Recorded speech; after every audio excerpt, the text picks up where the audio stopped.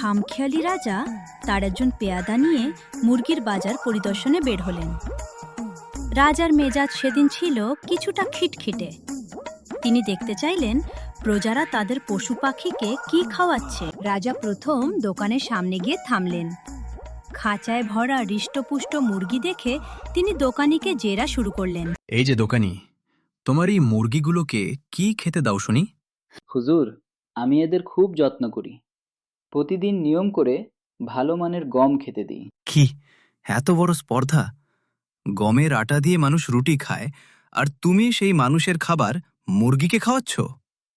পেয়াদা, এর সব মুরগি বাজেয়াপ্ত করো। দোকানি কান্নাকাটি করলেও কাজ হলো না। রাজা তা সব মুরগি নিয়ে নিলেন। রাজা এবার দ্বিতীয় দোকানে গেলেন। সেই দোকানি প্রথম জনের অবস্থা দেখে খুব ভয় পেয়ে গিয়েছিলেন। বল দেখি বাপু, তুমি তোমার মুরগিদের কি খাবার দাও? হুজুর, আমি গম দিই না। আমি এদের শুধু বেছে বেছে সাদা চাল খেতে দিই। চাউল? যে চালের ভাত মানুষ খেয়ে বেঁচে থাকে, তুমি তা মুরগিকে দিচ্ছ? তুমিও অপরাধী। পেয়াদা, এর মুরগিগুলোও তুলে নাও। দ্বিতীয় দোকানি মাথায় হাত দিয়ে বসে পড়লেন। তৃতীয় দোকানি ছিলেন বেশ শেয়ানা। তিনি বুঝেছিলেন সোজা আঙুলে ঘি উঠবে না। রাজা তার দোকানের সামনে এসে দাঁড়ালেন। এখন তোমার পালা। বলো, তুমি এদের কি খাওয়াচ্ছ?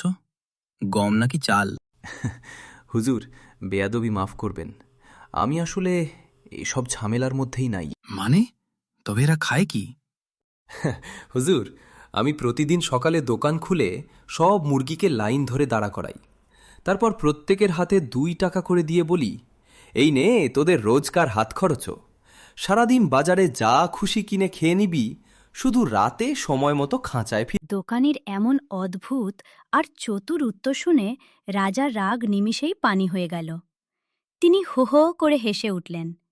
দোকানির উপস্থিত বুদ্ধি দেখে খুশি হয়ে রাজা তাকে শাস্তি দেওয়ার বদলে উল্টো 1 থলি স্বর্ণমুদ্রা পুরস্কার দিয়ে চলে গেলেন। বিপদের সময় মাথা ঠান্ডা রেখে উপস্থিতে বুদ্ধি খাটালে বড় সংকট থেকেও মুক্তি পাওয়া যায়। গল্পটি ভালো লাগলে লাইক, কমেন্ট, শেয়ার দিন এবং সাবস্ক্রাইব করে পাশে থাকুন ও বেল আইকনটি বাজিয়ে দিন।